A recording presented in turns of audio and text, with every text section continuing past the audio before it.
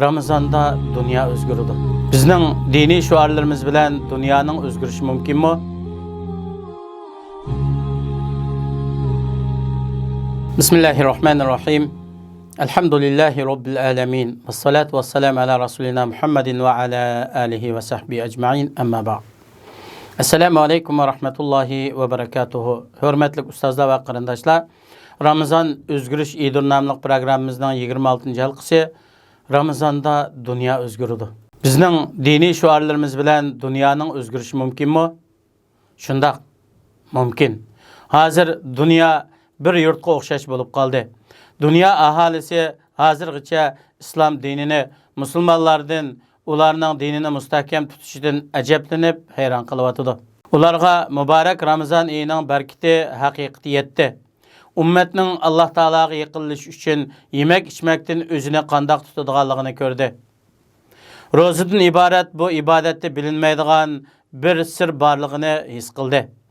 Ro'zaning kundalik xizmat, ish harakatlarga to'salg'i bo'lmaydiganligini tushundi.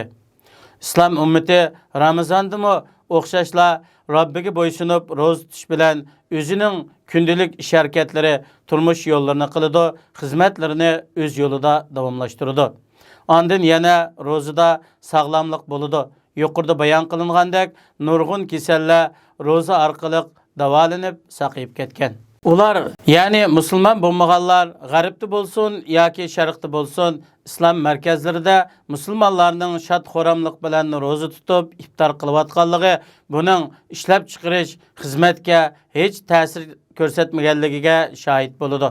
Ro'zaning haqiqatini tushunmaydigan ba'zi rahbarlar va ba'zi insonlar, ishchilar ro'za tutsa ojizlashib, iqtisodiy ishlab chiqarish yuksalmaydi deb o'ylab, Ramazonning kunduzda o'zim ro'za tutmay bir narsa yeb, ishchilarni tushlik tomoq yeyishga zo'rlaydi, harakatlantirdi. Bu butunlay xato ideya, xato tashviqot va to'g'ri bo'lmagan qarashdan iboratdir. Olim ulamolar bularning to'g'ri bo'lmagan safsadisiga kuchlik raddiya bergan.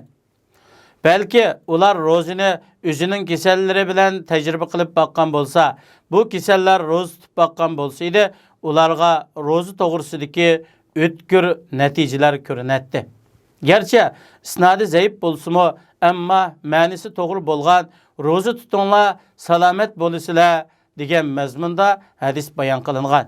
Ular Ramazonda qamar sanoyi orqali ikki haramga o'xshash muqaddas o'rinlarda ado qilayotgan taravih namozini ko'rganda ajoyib hayvatlik bir jo'g'lashishni ko'rdi. Necha million musulmon birla vaqtda namoz o'qiydi. Ularning bir vaqtda iftor qilishi bir-biriga bo'lgan mehribonlik, kuyinish, yaqinligidan ajablanib hayron qoladi. Shuning bilan ular o'zlarini hayron qoldirgan bu din to'g'risida savollarni qo'yib izlanishga boshlaydi. Roza ve Ramazan bolsa bizning kengir dunyoga dinni tarqitishimiz ve yetkizishimiz uchun nurliq alomatlar bilan to'lgan.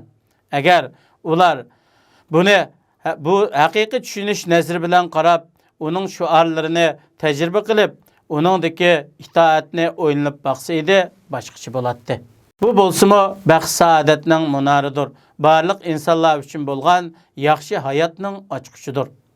Allah Taala mübarek Ramazan iyi bulup mu şu ahirki faziletli keçilerdeki emel ibadet, dua tilavetler arkalık hazırgıça dinini düşenmeyenlerge doğru düşünce ata kılsın. Dinden ibaret kattı nimetke erişkenlerini, nimetin kadir kıymetini bildiği Allah'ın kılsın. Şu mübarek keçiler bütün dünya halkıga rahmet nurunu çaçkandak, bizning Sharqiy Turkistondagi zulm ostida yangrayotgan Nativan xalqimizga rahmat qilsin. Ularni zulm va qutulish va qutuldirishga yordam bo'lsin. Alloh subhanahu va taolo hammalarning murad maqsadlarimizga yetkizsin. Hammalarni pat fursatda go'zal vatanimizga qaytib, Allohning dinini to'g'ri shaklda ijro qiladigan, erkin, hur holatda yashaydigan, o'zimizning vatanimizga o'zimiz ega bo'lib, Allah üçün barlığımızı bağışlaydıgan vatanni zalimlarning çangilidan qutquzish uchun hayotini pido qiladigan haqiqiy vatan o'g'lonlarining qatoridan qilsin. Vassalamu alaykum va rahmatullohi va barakatuhu.